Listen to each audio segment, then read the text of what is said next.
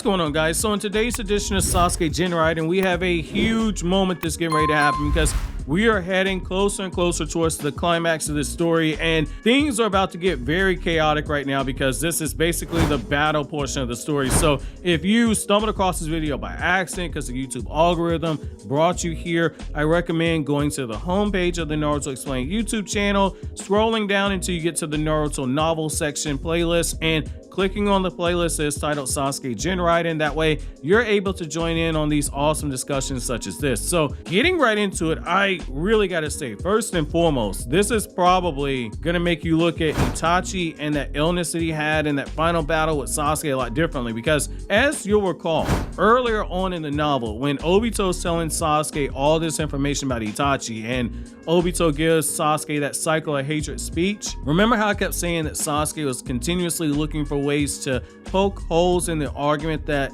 Obito was giving him? Well, one of the things that Sasuke does by going to this village is he wants to confirm the story that Itachi is actually getting medicine here. And even though he's seen Reishi and he's interacted with him, he's seen the process of the medicine being made, and he knows that it's true, Sasuke still wants to test it out for himself. And so Sasuke takes this medicine, and almost immediately Sasuke starts feeling the side effects, and it comes at the worst time because Kina and Reishi are being attacked by all of these villagers. And Kina, because he's seeing his brother being assaulted and he sees that his brother Reishi is beginning to try and offer up his own life in order to save Kina by basically taking the blame, saying that he was the one controlling Roen.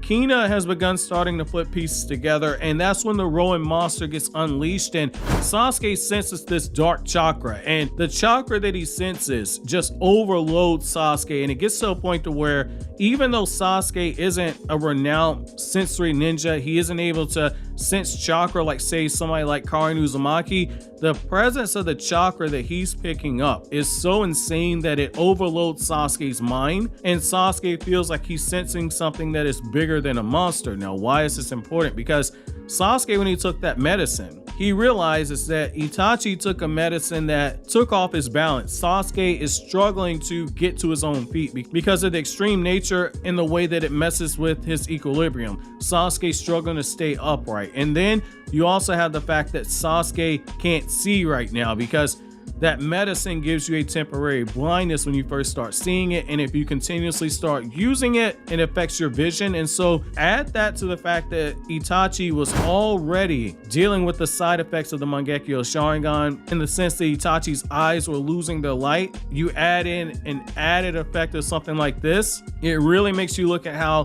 Itachi was doing so well against Sasuke and staying in control of that entire fight. It makes you look at it a little bit differently. So essentially, Sasuke doesn't even have time to sit there and say, my God, I can't believe that Itachi was fighting while taking drugs or something of this nature. So where even when he's not using Mangekyo, just seeing period is hard when you start taking these drugs. The fact of the matter is that Sasuke has one moment where he looks over and he's keeping a mental clock in his head. He's like, okay, we have 10 minutes to try and defeat the Roen monster and have it resealed and have it sealed away before Kina ends up dying because their chakra is linked. And Sasuke fires up a Chidori and he's getting ready to charge forward, and that's when Reishi stops him and says, you're looking in the wrong direction. And Sasuke is having to rely on all of his other senses because he can't actually see. So he's having to rely on his sense of smell.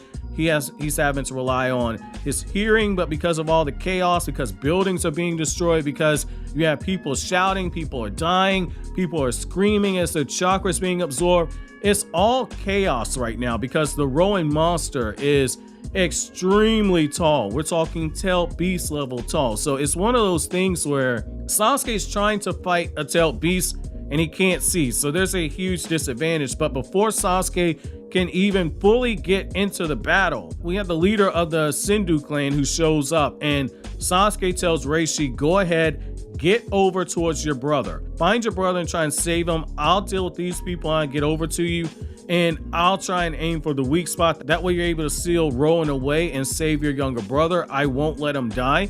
And what I like right here is that the battle we're getting ready to get into just shows you that even when Sasuke doesn't have his sense of sight, and even though he's dealing with those side effects of equilibrium that comes from taking this drug, Sasuke is every bit as dangerous, and for me personally, it made me appreciate Itachi's battle with Sasuke that much more. So now with the scene and the context finally being set, is here I'm going to begin reading the scene from the novel, then I'm going to come back to you guys my thoughts, and it's here I'm going to begin quoting. As soon as he jumped up, some of the clan members dashed at him. Fire style, great dragon fire flame jutsus, I shouted. I created a giant burning curtain between Reishi and his enemies. You bastard! I've been watching you for this whole time. It looks like you can't see, roared Jiru Sendu. I focused my ears' nerves, strengthening my hearing. When those men moved, I managed to sense the flow of the weak chakra. There were 5 of them to my right, 4 to my left, and 2 more on the tree of the garden. Including Jiru Sendu, there were 12 men in total. Although my eyes couldn't see, I could tell where their movements were, almost as if I was able to touch them. At the mausoleum of the Thorny Mount, we've been reckless, but now we've got you on a string. You've been marked for death. At the words of their boss, the men's chakra increased violently. I heard the noise of something cutting through the air. The second man to the left was swinging a Kasuragama. Hey you guys, that fellow can't see. Make up for the last time, the man began. I got the party started by throwing 3 kunai.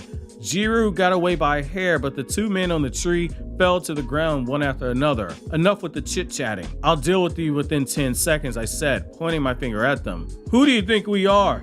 Let's kill him, they all shouted. At that battle cry, one of them dashed at me. In this kind of a situation, I couldn't certainly waste chakra, so I decided to face him with taijutsu only. I avoided his attack and hit him in the pit of his stomach with a punch. The man groaned before hitting the ground. Bowing my body, I managed to avoid the Kasuragama of another opponent, and after doing several backflips, I kicked him in the jaw. After that, I avoided several kunai, making them pass by the sides of my face, under my arms, and between my legs. What the hell are you doing? I just told you you can't see, didn't I? Shouted Jiru Sendu. Just hearing that voice was enough for me. As an owl in the night, the eyes of my mind could see everything clearly. The blade of a sword gleamed in my head. I managed to avoid the slashes, and I hit the enemy's stomach with a kick. While he swept away, the man lost his sword. I promptly grabbed the weapon and tucked it under my armpit, hitting the opponent behind my back, who collapsed on the ground with a whine of pain. Without stopping, I drew out my kunai, 3 on every hand, and I sent them in every direction. The enemy screamed and the chakra started to weaken. I understood that I was holding it in my pocket. At least 2 of them were left, but they didn't seem willing to flee. They emitted a strange scream and they took it on the lamb. I couldn't stay there any longer. I sniffed the wind, I strained my ears, and I launched myself in Roen's pursuit. Jumping on the tree branches and on the rooftops, I immediately reached that evil chakra. End quote. This is what I like right here. So essentially, even though Sasuke's lost his eyesight, Sasuke is making use out of all of his other senses, and I like how during this time, during this moment of desperation, all of his other skills have been heightened up. And I like that you see this right here, because this just shows you that a ninja, a true ninja, you can take away his hands, he'll find a way to beat you with his feet. You can take away his feet, he'll find a way to beat you with his hands. You can take away his eyesight, he'll find a way to beat you with only his hearing. Ninja are always able to adapt, and I love that you see this right here, because essentially Sasuke was in a handicap match 12 against 1.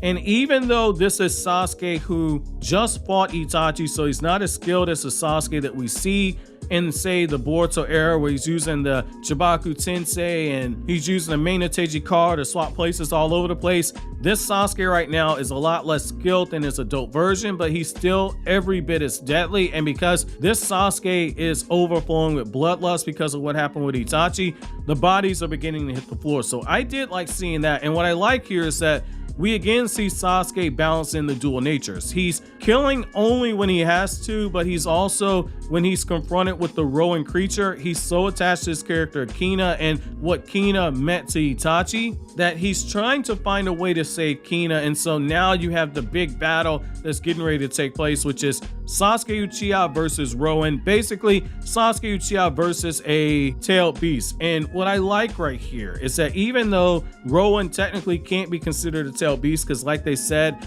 it acts only off of instinct, it doesn't have a mind, so it doesn't act in an intellectual way like, say, all the other tailed beasts. This is so interesting because Sasuke right now is realizing that things aren't as black and white. people that are Jinchuriki are more than just chakra monsters. They're people that have their own hopes and desires, wishes, and etc.